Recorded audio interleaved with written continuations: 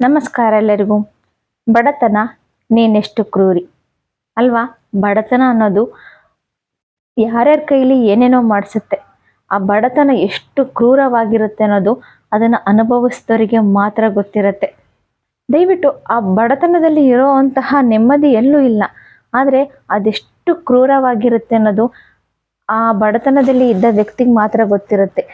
ಆದರೆ ನಾನಿವತ್ತು ಹೇಳೋಕ್ಕೆ ಬಯಸ್ತಾ ಇರೋದು, ಈ ಅನ್ನವನ್ನು ವ್ಯರ್ಥ ಮಾಡ್ತಿರಲ್ಲ ಅದ್ರ ಬಗ್ಗೆ. ನಿಮಗೆ ಆ ಅನ್ನದ ಬೆಲೆ ಗೊತ್ತಿದ್ರೆ ದಯವಿಟ್ಟು ಇನ್ನೊಮ್ಮೆ ಹೇಳ್ತೀನಿ, ನಿಮಗೆ ಅಗತ್ಯವಿದ್ದಲ್ಲಿ ಮಾತ್ರ ಬಡಿಸ್ಕೊಳ್ಳಿ. ಇಲ್ಲಾಂದರೆ ದಯವಿಟ್ಟು ತಟ್ಟೆಯಲ್ಲಿ ಹಾಕಿಕೊಂಡು ಅದನ್ನು ಹೆಚ್ಚಾಗುತ್ತೆ ಅಥವಾ ಯಾವುದೋ ಆಡಂಬರಕ್ಕೋ ಅಥವಾ ಇನ್ಯಾರನ್ನು ಮೆಸ್ಲಿಕ್ಕೋ ತಟ್ಟೆಯಲ್ಲಿ ಬಿಡೋದೇ ಶೋಕಿ ಅನ್ನೋದಾದರೆ ದಯವಿಟ್ಟು ಆ ಕೆಲಸವನ್ನು ಮಾಡಬೇಡಿ. ತುಂಬ ಜನ ಅನ್ನವನ್ನು ವೇಸ್ಟ್ ಮಾಡ್ತೀರಾ. ಪ್ರತಿಯೊಂದು ಅಗಳಿಗೂ ಬೆಲೆ ಇದೆ ಕಣ್ರಿ. ಸಣ್ಣ ಸಣ್ಣ ಮಕ್ಕಳು ಎಷ್ಟೋ ಜನ ಹಸಿವಿನಿಂದ ಸಾಯ್ತಾ ಇದ್ದಾರೆ. ಅವರ ಗೋಳು ಕೇಳೋರು ಕೂಡ ಯಾರೂ ಇಲ್ಲ.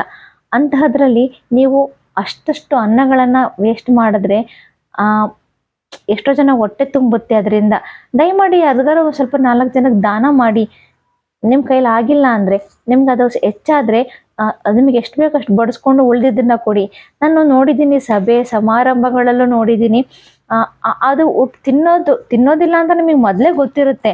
ಆದರೂ ಆಡಂಬರಕ್ಕೋಸ್ಕರ ಎಲೆ ತುಂಬ ಹಾಕಿಸ್ಕೊಂಡು ಏನೋ ಎಲೆ ಒಳಗೆ ಬಿಟ್ರೇ ಅದೊಂಥರ ಮರ್ಯಾದೆ ಅನ್ನೋ ರೀತಿ ಬಂದ್ಬಿಟ್ಟಿದೆ ಈಗಿನ ಸಂಪ್ರದಾಯ.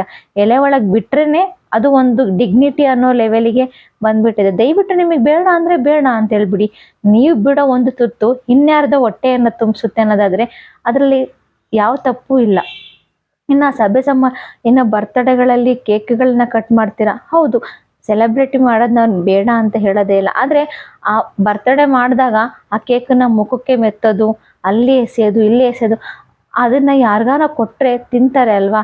ಆ ದುಂದು ವೆಚ್ಚ ಮಾಡಿ ಆ ಸಡಗರವನ್ನು ಅನುಭವಿಸೋದ್ರಲ್ಲಿ ಯಾವ ಅರ್ಥನೂ ಇಲ್ಲ. 4 ಜನಕ್ಕೆ ಹೊಟ್ಟೆಗೆ ಅನ್ನ ಹಾಕ್ರಿ, ಅವತ್ತಿನ ದಿನ ಪುಣ್ಯನಾರು ಬರುತ್ತೆ. ಕೈ ಮಾತ್ರ ಯಾರಿಗಾರ ಕೊಡಬೇಕು ಅಂದರೆ ಯಾರಿಗೂ ಬರೋದಿಲ್ಲ. ಆದರೆ ಅದನ್ನು ವೇಸ್ಟ್ ಮಾಡಬೇಕು ಅಂದರೆ ಮಾತ್ರ ತುಂಬ ಚೆನ್ನಾಗಿ ವೇಸ್ಟ್ ಮಾಡ್ತೀರ. ಇದಕ್ಕೊಂದು ಸಣ್ಣ ಇದಿದೆ, ಕೇಳ್ಕೊಳ್ಳಿ.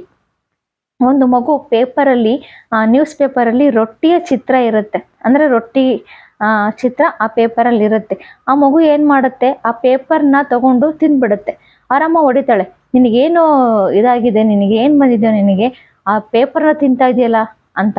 ಅದಕ್ಕೆ ಆ ಮಗು ಹೇಳುತ್ತಂತೆ, ಅಮ್ಮ ಅದರೊಳಗೆ ರೊಟ್ಟಿ ಇತ್ತು, ಅಷ್ಟೇ ಹಶ್ವಾಗಿತ್ತು, ಅದಕ್ಕೆ ತಿಂದೆ ಅಂತೇಳಿ. ಇಷ್ಟು ಕ್ರೂರವಾಗಿರುತ್ತೆ ಬಡತನ, ಅರ್ಥ ಮಾಡ್ಕೊಳ್ಳಿ. ಆ ಬಡತನ ಅನುಭವಿಸಿದವರಿಗೆ ಅದರ ಬೆಲೆ ಏನು ಅಂತ ಗೊತ್ತಿರುತ್ತೆ. ತುತ್ತು ಅನ್ನಕ್ಕೋಸ್ಕರ ಅವ್ರು ಎಷ್ಟು ಪರದಾಡ್ತಿರ್ತಾರೆ. ಮದುವೆ ಮನೆಗಳ ಕಡೆ ನೋಡ್ಬೋದು ನೀವು, ಆ ಎಂಜಲಲ್ಲಿ ಎಸೆಯೋದನ್ನ ಹುಡುಗರು ಕಾಯ್ತಾ ಇರ್ತಾರೆ. ಒಂದು ಸಿಹಿ ತಿಂಡಿಗೋಸ್ಕರ ವರ್ಷಾನುಗಟ್ಲೆ ಕಾಯೋರಿದ್ದಾರೆ. ನಮ್ಮ ತಂದೆ ಒಂದು ಮಾತು ಹೇಳೋರು, ನಾವು ಯಾವತ್ತಾರು ಒಂದು ಹೋಳಿಗೆ ಏನೋ ಹಬ್ಬದ ದಿನ ಹೆಚ್ಚಾಗುತ್ತೆ ಅಂತ ನಾನು ತಿನ್ನು ನೀನು ತಿನ್ನು ಅನ್ಬೇಕಾದ್ರೆ ನಮ್ಮ ತಂದೆ ಒಂದು ಮಾತು ಹೇಳಿದ್ರು, ನಾವು ಸಣ್ಣವ್ರು ಇರ್ಬೇಕಾದ್ರೆ ಹೋಳಿಗೆ ಮಾಡಬೇಕು ಅಂದರೆ ಊರಿನ ಗೌಡ್ರು ಮನೆ ಮುಂದೆ ಕೈ ಕಟ್ಕೊಂಡು ನಿಂತ್ಕೊಳ್ತಿದ್ವಿ. ಬೇಳೆ ಉಳಿಯುತ್ತೇನೋ, ಅವ್ರು ಕೊಡ್ತಾರೇನೋ, ಹೋಳಿಗೆ ಮಾಡ್ಬೋದೇನೋ ಅಂತೇಳಿ. ಆ ರೀತಿ ಪರಿಸ್ಥಿತಿ ಇತ್ತು. ಆದರೆ ಇವತ್ತು ಎಲ್ಲವೂ ಇದೆ. ಆದರೆ ಅದನ್ನು ತಿನ್ನೋದಕ್ಕೆ ನಾವೇನು ಮಾಡ್ತಾ ಇದ್ದೀವಿ, ಅಹಂಕಾರವನ್ನು ತೋರಿಸ್ತಾ ಇದ್ದೀವಿ. ಬೇಡ, ನಿಮ್ಮ ಕೈಲಿ ತಿನ್ನೋಕ್ಕಾಗಿಲ್ವಾ, ಇನ್ನೊಬ್ರಿಗೆ ಕೊಡಿ.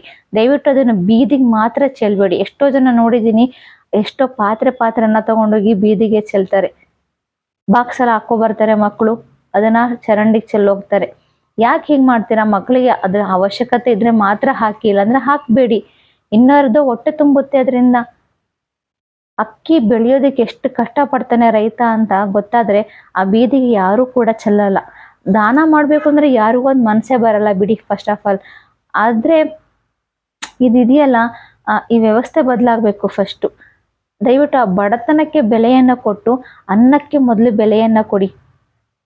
ತಿನ್ನೋ ಅನ್ನಕ್ಕೆ ಬೆಲೆ ಇಲ್ದಲೆ ನೀವು ಬೀದಿಗೆ ಬಿಸಾಡಿದ್ರೆ ನಿಮಗೆ ನಿಜವಾಗ್ಲೂ ಆ ಅನ್ನದ ಬೆಲೆ ನಿಮಗೆ ತಿಳಿಯೋದಿಲ್ಲ. ಹಸುವಾದಾಗಲೇ ಗೊತ್ತಾಗೋದು ಅದ್ರ ಬೆಲೆ ಏನು ಅಂತ ಹೇಳಿ.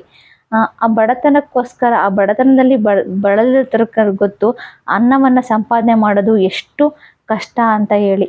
ಆದರೆ ಈಗ ಏನಾಗ್ಬಿಟ್ಟಿದೆ ಅಂದರೆ ಜನರನ್ನು ಸೋಮಾರಿಗಳನ್ನಾಗಿ ಮಾಡಿದೆ. ಬಡತನ ಇಲ್ಲ ನಿಜ, ಆದ್ರೆ ಪುಕ್ಷಟ್ಟೆ ಅಕ್ಕಿ ಸಿಕ್ತಿದೆ ಅನ್ನೋ ಕಾರಣಕ್ಕೋಸ್ಕರ ಮಾಡ್ತಾರೆ ಬೀದಿಗೆ ಚೆಲ್ತಾರೆ, ಮಾಡ್ತಾರೆ ಬೀದಿಗೆ ಚೆಲ್ತಾರೆ. ಆದ್ರೆ ಎಷ್ಟೋ ಜನ ಆ ಅನ್ನಕ್ಕೋಸ್ಕರ ಬೀದಿ ಬೀದಿ ಅಲಿತಾ ಇರ್ತಾರೆ. ಅಂಥವರಿಗೆ ಕೊಡಿ, ಹೊಟ್ಟೆನಾರ ತುಂಬುತ್ತೆ. ದಯವಿಟ್ಟು ಅನ್ನವನ್ನ ಬಿಸಾಡಬೇಡಿ. ಬಡತನದಲ್ಲಿ ನರಳತಕ್ಕಂತಹ ಮಕ್ಕಳನ್ನ ನೋಡಿ, ಬಡತನದಲ್ಲಿ ಇರ್ತಕ್ಕಂತಹ ಕುಟುಂಬಗಳನ್ನ ನೋಡಿ, ಅವರಿಗೆ ಕೊಡಿ. ನೀವು ಆ ಸಮಾರಂಭಗಳನ್ನ ಮಾಡೋದು ಬೇಡ ಅನ್ನಲ್ಲ, ಬರ್ತಡೇಗಳನ್ನ ಆಚರಿಸ್ಕೊಳ್ಳೋದು ಬೇಡ ಅನ್ನಲ್ಲ, ಆದರೆ ದುಂದು ವೆಚ್ಚ ಮಾಡಬೇಡಿ. ದುಂದು ವೆಚ್ಚ ಮಾಡೋದ್ರಿಂದ ನಿಮಗೆ ಸಂತೋಷ ಸಿಗ್ಬೋದು, ಆದರೆ ಅದರಿಂದ ನೀವು ಆ ಸಂತೋಷ ಪಡೋದಕ್ಕೂ ಅಥವಾ ಹಂಚಿ ತಿಂದು ನೋಡಿ, ನಿಮ್ಮ ಹತ್ರ ಇರೋದನ್ನ ಇನ್ನೊಬ್ಬರಿಗೆ ದಾನ ಮಾಡಿ ನೋಡಿ, ಅವಾಗ ಸಿಗೋ ಸಂತೋಷಕ್ಕೂ ತುಂಬಾ ವ್ಯತ್ಯಾಸ ಇದೆ. ಆ ಸಂತೋಷವನ್ನ ಒಮ್ಮೆ ಅನುಭವಿಸಿ ನೋಡಿ. ಆ ಸಂತೋಷದ ಮುಂದೆ ನೀವು ದುಂದು ವೆಚ್ಚ ಮಾಡೋ ಸಂತೋಷ ಸೊನ್ನೆಯಾಗಿರುತ್ತೆ. ಮದುವೆ ಮನೆಗಳಲ್ಲಿ ನಾನಾ ಥರದ ವೆರೈಟಿಗಳನ್ನ ಮಾಡಿಸ್ತಾರೆ. ಯಾರು ತಿನ್ನಲ್ಲ ಅದನ್ನ, ಅದು ಗೊತ್ತಿರುತ್ತೆ ಯಾರು ತಿನ್ನಲ್ಲ, ಮತ್ತು ಅದು ಮೋರಿಗೆ ಎಸಿಬೇಕು ಅನ್ನೋದು ಗೊತ್ತಿದ್ರು ಕೂಡ ತಮ್ಮ ಶ್ರೀಮಂತಿಕೆಯನ್ನ ತೋರ್ಪಡಿಸ್ಕೊಳ್ಳೋದಕ್ಕೋಸ್ಕರ ವೆರೈಟಿ ಅಡುಗೆಗಳನ್ನ ಮಾಡಿಸ್ತಾರೆ. ಅದ್ರ ಬದಲು 4 ಜನ ಬಡವರಿಗೆ ಅನ್ನ ಹಾಕಿ, 4 ಜನ ಓದೋದಕ್ಕೆ ಅವಕಾಶ ಮಾಡಿಕೊಡಿ, ಒಂದು ಮಗುವಿಗೆ ವಿದ್ಯಾಭ್ಯಾಸ ಮಾಡಿಸಿ, ಯಾರೋ ಹಸಿದಕ್ಕಂತಹ ಮಕ್ಕಳಿಗೆ ಅನ್ನವನ್ನ ಹಾಕಿ, ಆ ಕುಟುಂಬಕ್ಕೆ ಅನ್ನವನ್ನ ಹಾಕಿ, ಆವಾಗ ಅದು ನಿಜವಾಗ್ಲೂ ಕೂಡ ಒಂದು ಉತ್ತಮವಾದ ಕೆಲಸ ಆಗುತ್ತೆ. ಬಡತನದಲ್ಲಿ ಇರ್ತಕ್ಕಂತಹವರಿಗೆ ಸಹಾಯ ಮಾಡಿ, ಅವರ ವೇದನೆಯನ್ನ ಕೇಳಿ, ಅವರ ಅಳಲನ್ನ ಕೇಳಿ, ಅವರ ಸಮಸ್ಯೆಯನ್ನ ನೀಗಿಸಿ, ಅದರಲ್ಲಿರ್ತಕ್ಕಂತಹ ಸುಖ ಇನ್ನೊಂದಿಲ್ಲ. ಬಡತನದಲ್ಲಿ ಇರ್ತಕ್ಕಂಥವ್ರಿಗೆ ಎಷ್ಟೋ ಜನಕ್ಕೆ ಮಕ್ಕಳಿಗೆ ಬಟ್ಟೆ ಇಲ್ಲ ಕಣ್ರಿ, ಆದ್ರೆ ಇರೋರು ಬಟ್ಟೆ ಹಾಕೊಳ್ಳಲ್ಲ, ಅರ್ಧ ಬಟ್ಟೆ ಹಾಕೊಂಡು ಓಡಾಡ್ತಾರೆ. ಮಕ್ಕಳಿಗೆ ಬಟ್ಟೆ ಇಲ್ದಿರೋರು ಪಾಪ ನಮಗೆ ಬಟ್ಟೆ ಇಲ್ಲ ಅಂತ ಒದ್ದಾಡ್ತಾ ಇರ್ತಾರೆ. ಎಲ್ಲವನ್ನು ತುಲನೆ ಮಾಡಿ ನೋಡಿ ನೀವೇ. ಮೊದಲು ಪೋಷಕರಾದವರು ಮಕ್ಕಳಿಗೆ ಇದನ್ನ ಸಂಸ್ಕಾರವನ್ನ ಕಲಿಸಿ, ಆವಾಗ ಎಲ್ಲವೂ ತಹಬದಿಗೆ ಬರುತ್ತೆ. ಎಲ್ಲೂ ಕೂಡ ಬಡತನ ಇರೋದಿಲ್ಲ. ಇರೋರು ಇದ್ದವರಿಗೆ ಕೊಟ್ಟು ನೋಡಿ. ಹಂಗಂದ್ರೆ ಎಲ್ಲ ದಾನ ಮಾಡಿ ಅಂತ ನಾನು ಹೇಳ್ತಾ ಇಲ್ಲ. ಕೇಳ್ಬೋದು, ನೀನೇ ಅವಳದಪ್ಪ ದಾನ ಮಾಡು ಅಂತ ಹೇಳಕ್ಕೆ ಅಂತ. ದಾನ ಮಾಡಿ ಅಂತ ನಾನು ಹೇಳ್ತಾ ಇಲ್ಲ. ಇರೋದ್ರಲ್ಲಿ ಹಂಚಿಕೊಂಡು ತಿನ್ರಿ, ಹಂಚಿಕೊಂಡು ಬಾಳ್ರಿ ಅಂತ ಹೇಳ್ತಾ ಇದ್ದೀನಿ. ಹೋದಾಗ 3 ಅಡಿ 6 ಅಡಿ ಮಣ್ಣು ಮಾತ್ರ ಸಿಗುತ್ತೆ, ಇನ್ನೇನು ಸಿಗಲ್ಲ ನಿಮ್ಮ ಕೈಗೆ. ಎದ್ದು ಮಾಡಿ ಮಾಡಿ ಮಾಡಿ ಮಾಡಿಟ್ಟು ಏನು ಮಾಡ್ತೀರಾ? ನಿಮಗೆ ಅದನ್ನು ತಿನ್ನೋ ಅಂತಹ ಪರಿಸ್ಥಿತಿಲಿ ನೀವಿರಲ್ಲ. ಮೈ ತುಂಬ ಕಾಯಿಲೆಗಳಿರುತ್ತವೆ, ಆದರೂ ಸಂಪಾದನೆ ಮಾಡ್ತೀರಾ, ಇನ್ನೊಬ್ರಿಗೆ ಕೊಡಲ್ಲ. ದಯವಿಟ್ಟು ಇರೋದ್ರಲ್ಲಿ ಒಬ್ಬರಿಗೆ ಕೊಟ್ಟು ಸಂತೋಷ ಪಡಿ, ಆ ಬಡತನವನ್ನು ನೀಗಿಸಿ ಅಂತ ಕೇಳ್ಕೊಳ್ತಾ ಇದ್ದೀನಿ. ಧನ್ಯವಾದಗಳು.